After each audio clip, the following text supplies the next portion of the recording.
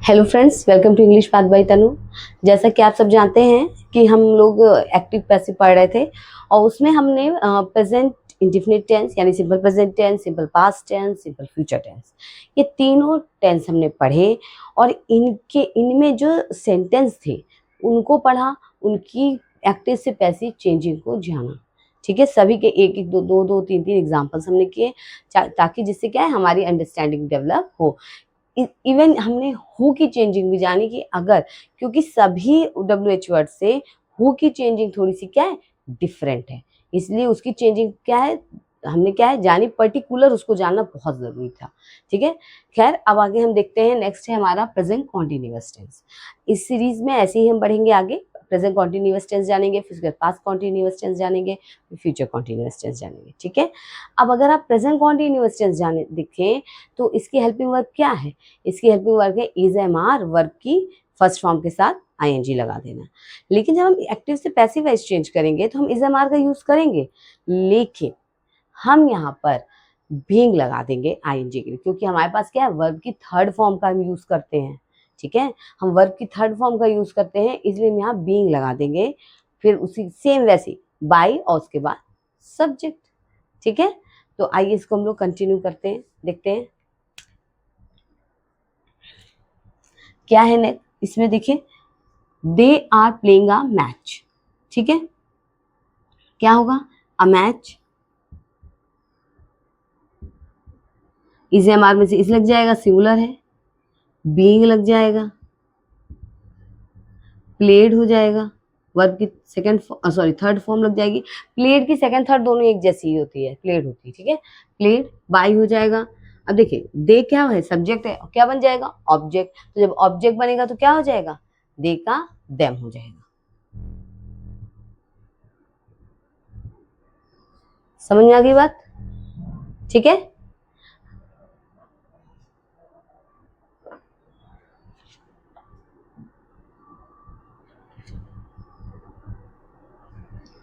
ठीक है, क्लियर हो गया। अब देखिए नेक्स्ट, देखिए he is reading a book, वहां एक किताब पढ़ रहा है, ये है। अब हम क्या करेंगे, अ बुक हो जाएगा, अ बुक इज ही लगता है इसे, बीइंग, रीड की थर्ड फॉर्म क्या होगी रेड। देखिए इसमें रीड रेड रेड ये जो फॉर्म है ना सेकंड थर्ड फॉर्म, ये स्पेलिंग सेम रहती, प्रोनाउंसिएशन चेंज हो जाता है बस। क्या हो जाएगा बाई हो जाएगा और हिम हो जाएगा। समझ में आ गई बात? A book is being red by him. Is it clear? Same वही कॉन्सेप्ट है, कुछ अलग से नहीं है, करना वैसे ही है। बस क्या है यहाँ जो रूल्स चेंज हो रहे हैं ना, यही याद रखना सबसे बड़ी बात है कि ये रूल याद होने चाहिए आपको, आपको पता होना चाहिए कि आखिर चेंजिंग हो कैसे रही है। समझ आ रही बात? ये याद होना सबसे मस्ट काम है। अब आपको पता होना चाहिए। अब हम निगेटिव पढ़ेंगे, अब आपको सोचना है कि अच्छा अब इसमें निगेटिव लगाएंगे कहाँ, कहाँ लगाना है negative, is am are being not होगा या is am are not being होगा, क्या होगा? ये आगे पीछे अगर जरा सी चेंजिंग गलत हो गई तो ये पूरा सेंटेंस क्या होगा गलत हो जाएगा, पूरा पैसिवाइज गलत हो जाएगा। ठीक है, तो चलिए इसको आगे हम लोग नेक्स्ट करते हैं, निगेटिव सेंटेंस।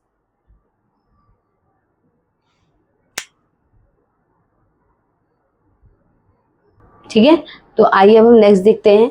नेक्स्ट क्या है निगेटिव सेंटेंस। और रूल जो अफर्मेटिव में था सेम रूल यहाँ पे भी है, बट चेंजिंग क्या हुई है, क्योंकि निगेटिव है तो नॉट लगेगा। और सबसे इंपॉर्टेंट चीज इसमें क्या है कि नॉट कहाँ लगेगा, ये सबसे इंपॉर्टेंट है। ये समझना बहुत जरूरी है कि हम नॉट कहाँ यूज करेंगे। अगर आप ये सोचें कि is am are being not हो जाएगा, नहीं, इज एम आर और बीइंग के बीच में नॉट लगेगा। ठीक है, तो आइए इसके हम लोग प्रैक्टिस करते हैं, देखते हैं। He is not killing a bird, तो क्या होगा अ बर्ड, इज ही लगेगा क्योंकि सिंगुलर है, इज नॉट बीइंग, किल की थर्ड फॉर्म क्या हो जाएगी किल्ड बाई। ठीक है, और बाई हो जाएगा और ही का क्या हो जाएगा हिम हो जाएगा। समझ में आ गई बात? इतना क्लियर हुआ आपको? ठीक है, अब देखिए नेक्स्ट क्या है। They are not creating a picture.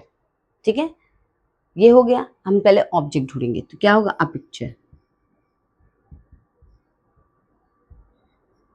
A picture, a picture के साथ इज एम आर में से क्या लगेगा, इज नॉट बीइंग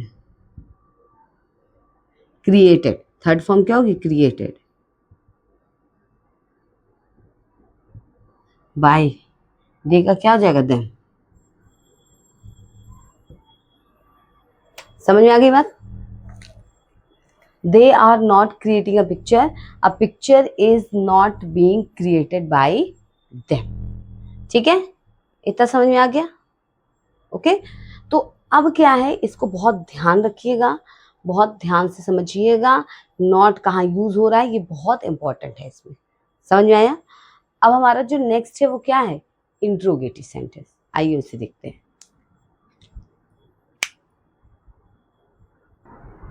ठीक है, तो अब आगे हम नेक्स्ट क्या देखेंगे, इंट्रोगेटिव सेंटेंस। अगर प्रेजेंट कॉन्टिन्यूअस टेंस में इंट्रोगेटिव सेंटेंस आ रहा है तो हम उसकी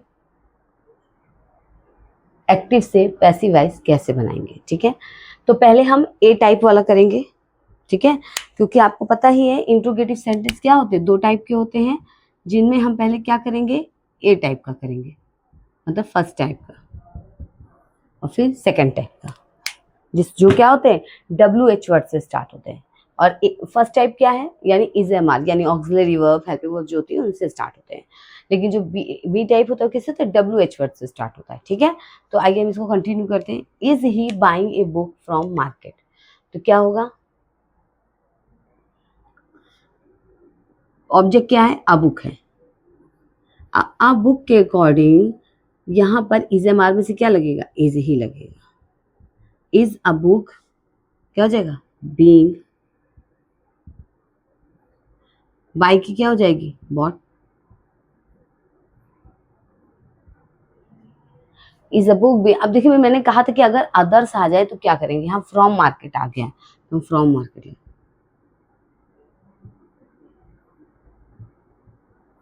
मार्केट बाई, ही का क्या हो जाएगा, him.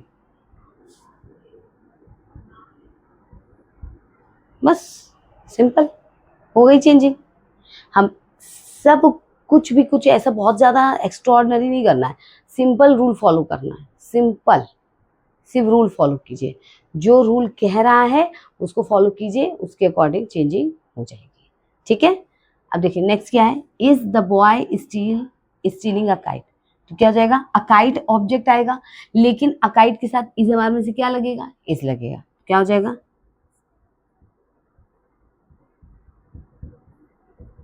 Is a kite being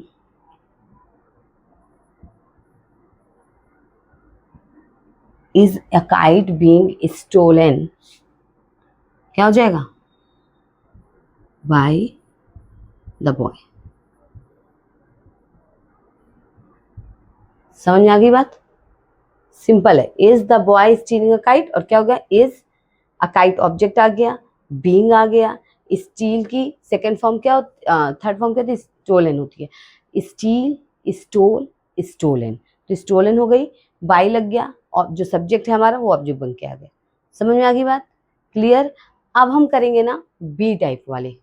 अगर मान लीजिए बी टाइप, यानी अगर कुछ ऐसे इंट्रोगेटिव सेंटेंस आते हैं जिनमें एक्टिव वॉइस में जो क्या है, डब्ल्यू एच वर्ड से स्टार्ट है, डब्ल्यू एच वर्ड पता ही है आपको, वॉट, वेयर, व्हेन, विच, अगर उससे स्टार्ट है तो हम इसे कैसे बनाएंगे, आइए देखते हैं।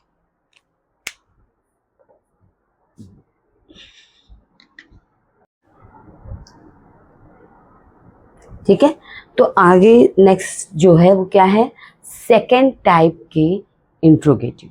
अगर प्रेजेंट कॉन्टिन्यूअस टेंस में सेकेंड टाइप, यानी एक ऐसे इंट्रोगेटिव जो डब्ल्यू एच वर्ड से स्टार्ट होते हैं, वो उस तरह के एक्टिव वॉइस आ जाए, तो हम कैसे चेंज करेंगे उसे पैसिव वॉइस में। सिंपल सी चीज़ है, जैसे कि अभी और टेंस जो हमने पढ़े हैं पैसिव, एक्टिव पैसिव वॉइस में, सेम वैसे ही होगा। जैसे ए टाइप है, सेम वैसे ही बी टाइप के इंट्रोगेटिव चेंज होंगे, सिर्फ डिफरेंस इतना रहेगा क्योंकि वो WH वर्ड से स्टार्ट है, तो इसलिए उनके स्टार्टिंग में हम WH वर्ड लगा देंगे। ठीक है, आइए देखते हैं कैसे होगा ये। पहला क्या है, why is a lion killing that cow. तो सबसे पहले याद रखिए WH वर्ड सबसे पहले लिखते हैं, वाई। ठीक है, सबसे पहले WH वर्ड लिखेंगे, जैसा दिया है WH वर्ड पहले लिखेंगे, फिर SMR जो होगा किसके अकॉर्डिंग, हमारे सब्जेक्ट के अकॉर्डिंग। कौन सा सब्जेक्ट, मतलब जो हमारा ऑब्जेक्ट होगा, जब वो सब्जेक्ट बन के आएगा तो उसके अकॉर्डिंग हम SMR यहाँ लगा देंगे। ठीक है, SMR लगाएंगे और उसके बाद क्या है, जो ऑब्जेक्ट हमने सब्जेक्ट बना के लाए हैं वो लिखेंगे, बीइंग लिखेंगे, वर्ब की थर्ड फॉर्म लिखेंगे, बाय लिखेंगे, और यहाँ पे जो हमारा सब्जेक्ट था वो जो वहाँ ऑब्जेक्ट बन गया उसको लिखकर क्वेश्चन मार्क लगा देंगे। ठीक है, देखिए वाई दैट काउ है, यानी एक काउ, तो क्या लग जाएगा, इज लगेगा। वाई इज दैट काउ, क्या हो जाएगा, बीइंग। बीइंग किलिंग है, क्या हो जाएगा, किल्ड। किल्ड बाय, और हमारा जो सब्जेक्ट था वो वहां क्या बन गया, ऑब्जेक्ट। क्वेश्चन मार्क भूलिएगा नहीं। समझ में आ गई बात। Why is that cow being killed by a lion? देखिए इसमें है क्या, किसी काम को घुमा के बताना। Why is a lion killing that cow? मतलब कि एक शेर उस गाय को क्यों मार रहा है। ठीक है, अब जो हमारा ये है इसमें क्या हो गया, वह गाय एक शेर के द्वारा क्यों मारी जा रही है।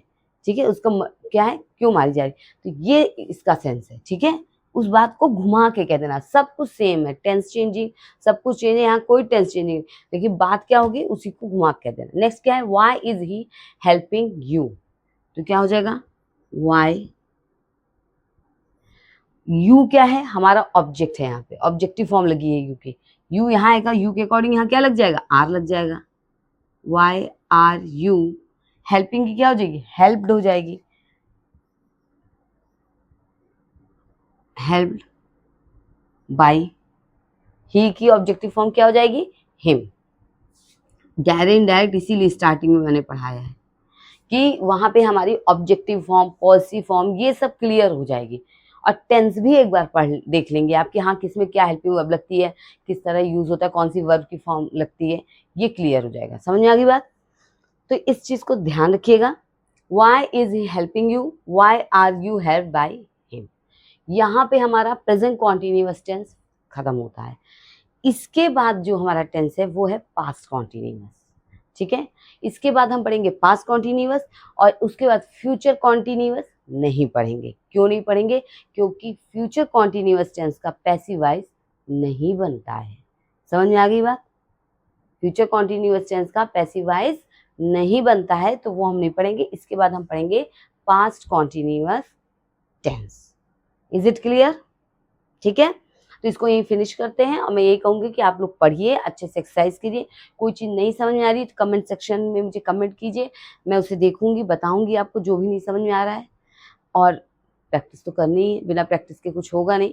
अब जब हम पूरा टेंस, ये पूरा एक्टिव पैसिव पढ़ लेंगे, तो ज़रूर हम एक सेशन रखेंगे जिसमें हम क्या है, खूब सारे, मतलब कई सारे, जैसे कि हमने डायरेक्ट डायरेक्ट में किए हैं वैसे ही प्रैक्टिस हम करेंगे उसमें। ठीक है, और जो भी PYQs होंगे, चाहे बोर्ड के हैं या जिस भी एग्जाम के हैं, वो PYQ तो हम लोग करेंगे।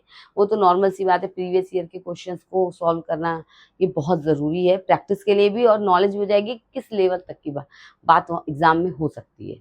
ठीक है, तो इसको यही फिनिश करते हैं। अगर आपको वीडियो अच्छी लगी हो, क्लास अच्छी लगी हो, तो इसे लाइक कर दें, चैनल को सब्सक्राइब कर दें, बेल आइकन जरूर प्रेस करें, क्योंकि इस चैनल पे बहुत कुछ नया अपडेट होता रहेगा, कुछ ना कुछ नया सीखने को मिलता ही रहेगा। उससे आप जुड़िए और सीखिए। ठीक है, और इस वीडियो को शेयर ज़रूर करिए।